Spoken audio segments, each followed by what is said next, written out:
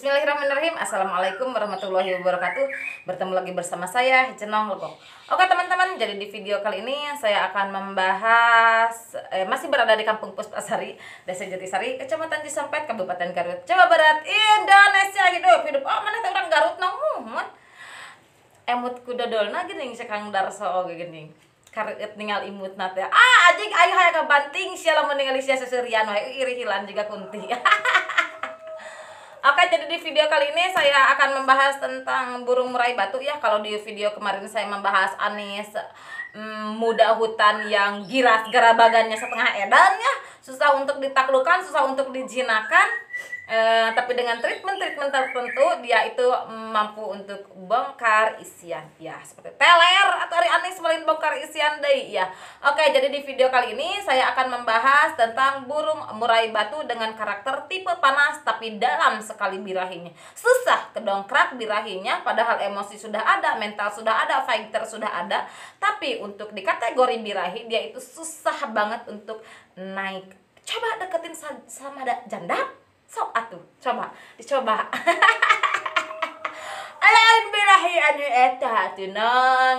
Ya, oke, karena nong saya dengar burung murai batu dengan tipe panas itu biasanya dia itu mudah untuk bongkar materi, mudah untuk bongkar isian, dan juga dia itu gampang untuk di-mastery ya, seperti itu. Iya, memang kategori itu seperti itu. Tapi karakter burung itu berbeda-beda, lain orang lain perawatan, lain orang lain settingan, lain kepala juga lain isinya. Kita harus mengerti dulu ke hal itu ya, seperti itu. Saya susah untuk berbicara bahasa Indonesia teh karena saya mah orang Sunda asli. Jadi bagaimana nong supaya birahi di burung yang tipe panas itu seperti burung yang demam mudah untuk cungkal-cumpalik, bongkar materi, bongkar isian. Oke, Kang, jadi di sini saya akan bahas dulu itu burung murai tipe panas itu biasanya kita itu untuk extra fooding itu lebih rendah dan perawatannya juga lebih mudah biasanya kalau untuk yang sudah bisa. Tapi kalau untuk yang belum bisa, Kang, mau tipe panas, mau tipe dingin, mau dubur putih, mau bahorok, mau balak, itu sama saja sebenarnya perawatannya. Kalau untuk yang sudah mampu. Kalau untuk yang belum mampu, manong, anjing, aing kalabakan, dikasih settingan rendah, dia itu malah tidak ada birahi, dikasih settingan tinggi, dia itu malah ngungkluk dan ngelowo. Lalu apa yang harus saya lakukan? Biasanya saya itu melakukan hal-hal seperti ini untuk burung-burung dengan kategori tipe panas. Untuk semua burung di alam, burung kicauan, dia itu perlu pengembunan. Pagi-pagi dia itu mengembun, dia juga perlu penjemuran, dia juga perlu pengumbaran, dan yang paling penting dia juga memerlukan extra fooding untuk gacorannya. Seperti itu untuk semua burung, bukan hanya burung murai saja. Itu biasanya.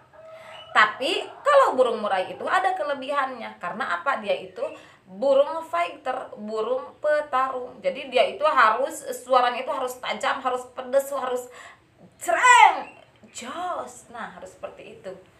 Jadi bagaimana nong cara-caranya? Biasanya untuk burung kategori tipe panas, saya itu mengembunkannya dulu. Dari pengembunan dulu, treatment kita mulai dari awal hari, dari pagi-pagi, seperti halnya kita sholat subuh aja, seperti itu. Pagi-pagi saya mengembunkannya untuk burung dengan kategori tipe panas dan juga susah untuk kedongkrak birahinya. Saya mengembunkannya dari jam 4 subuh saja. Jam 4 subuh saya mengembunkan burung murai kesayangan saya itu dengan tipe panas.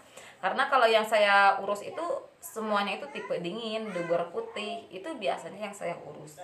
Tapi dubur putih juga tidak semuanya memiliki karakter yang sama. Tipe dubur putih juga ada liaran salit. Dulu saya sampai minum bodrek gara-gara ngurus burung dubur putih. Boda jeung torek. Karena ini burung itu susah dalam birahinya, berarti dia itu susah untuk mendongkrak materi, dia itu susah untuk buka paruh, susah untuk gacor. Saya mengembunkan dari jam 4 pagi. Kita embunkan saja. Geringanan geus balik deui, baru aing ngilu konten. Itu adik saya yang aneh noy. Dari jam 4 kita embun sambil diumbar, boleh silahkan. Untuk extra fooding biasanya saya itu pas pengembunan saya kasih supaya dia itu mau gacor pas sedang diembun. Saya itu biasanya memberikan extra fooding untuk burung dengan karakter tipe panas itu ya, tipe panas dalam birahi itu biasanya saya itu cuma 5.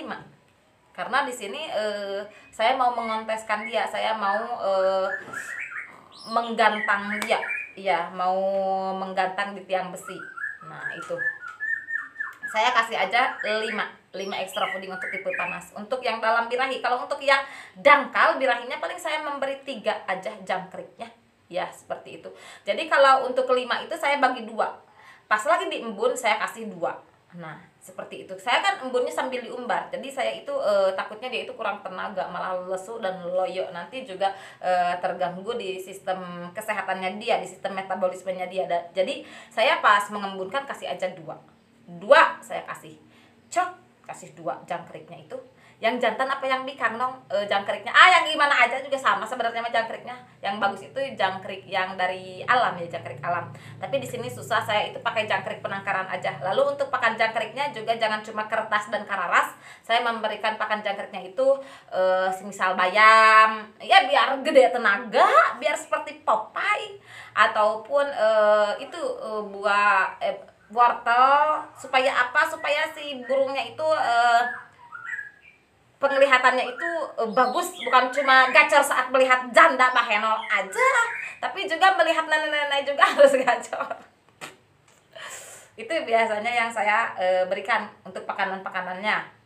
Kalau untuk mengkristalkan, untuk menjernihkan suaranya, saya kasih daun pepaya, daun mengkudu, buah mengkudu itu untuk mengkristalkan suaranya. Nah, seperti itu. Untuk mengkristalkan suaranya saya kasih larutan 1 tutup botol dicampur dengan air mineral biasa.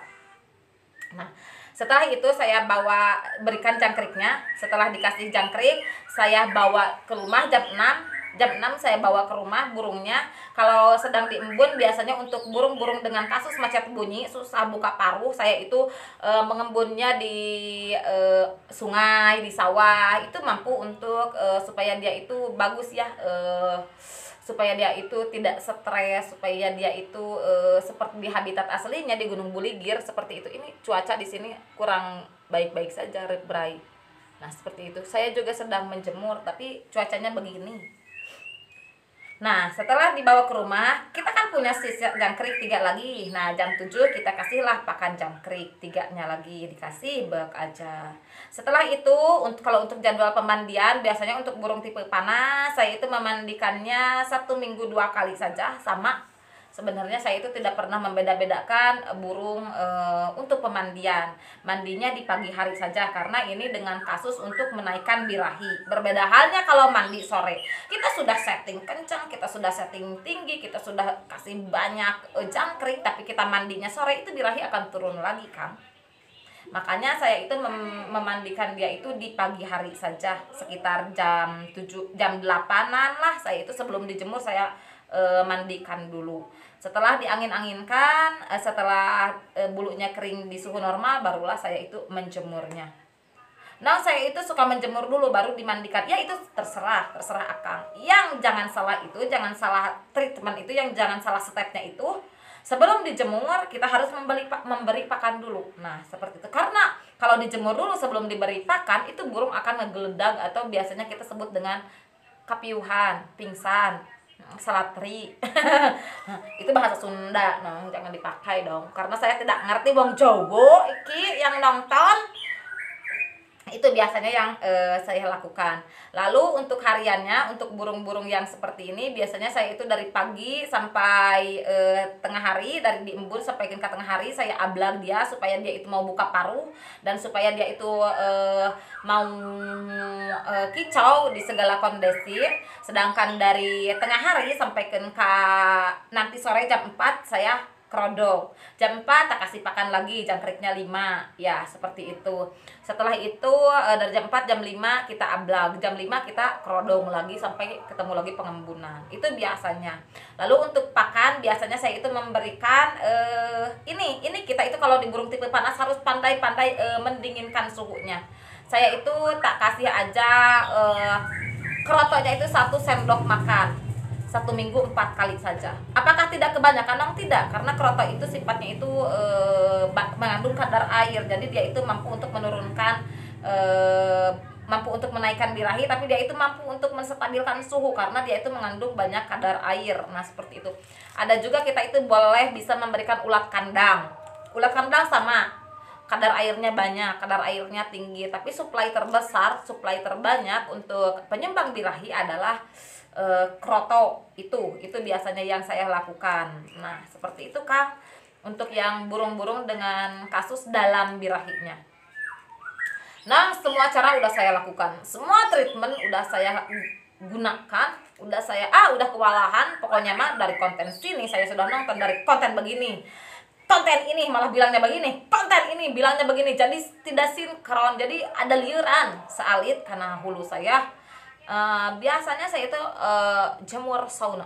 Kalau semua treatment, semua extra fooding sudah kalau mau mengganti settingan itu ya minimal 1 minggu. 1 minggu setelah settingan seperti ini kita bisa ganti dengan settingan yang lain. Jadi jangan hari ini diganti, besok diganti, besoknya lagi diganti, itu burung akan kewalahan.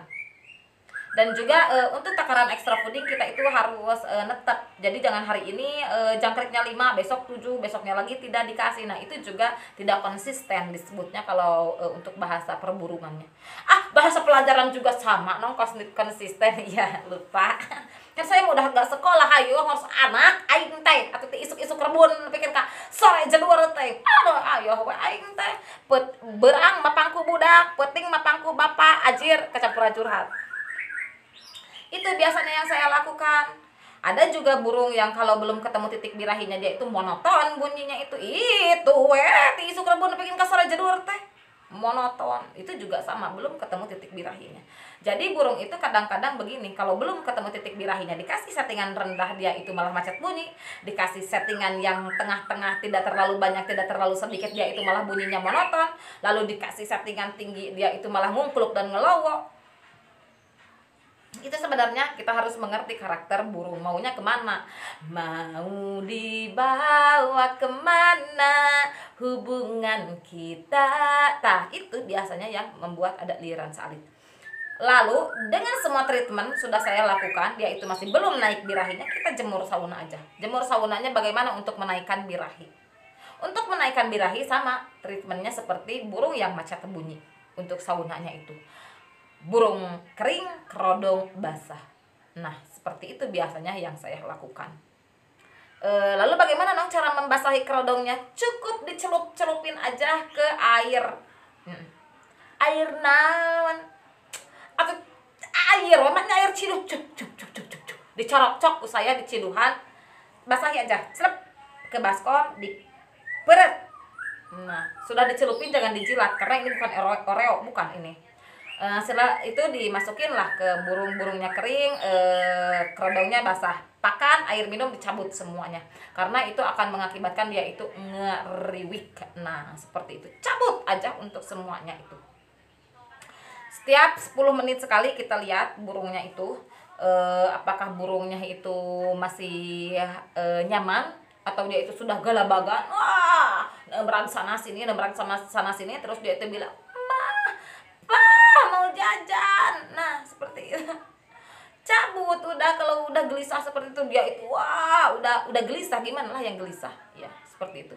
Tapi dia kalau begini berarti dia itu masih menikmati.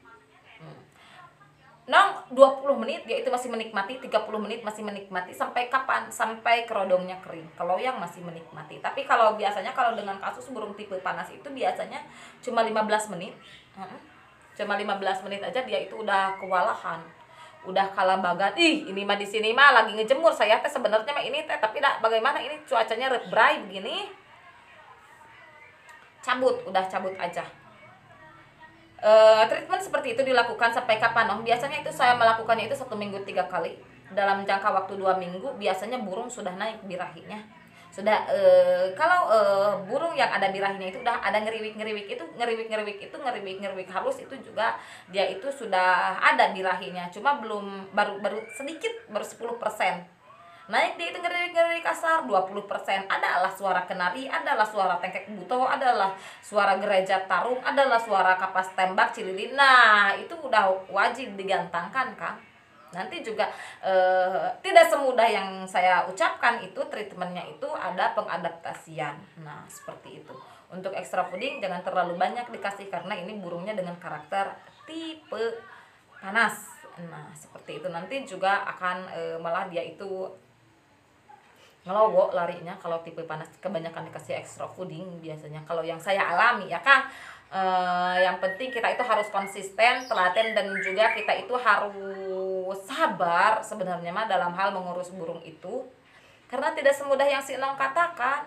Oke, segitu dulu konten dari Jenang Lobak untuk saat ini. Mohon maaf bila ada kesalahan, mohon maaf juga bila ada kekurangan. Wabillahi taufiq wal hidayah. Wassalamualaikum warahmatullahi wabarakatuh.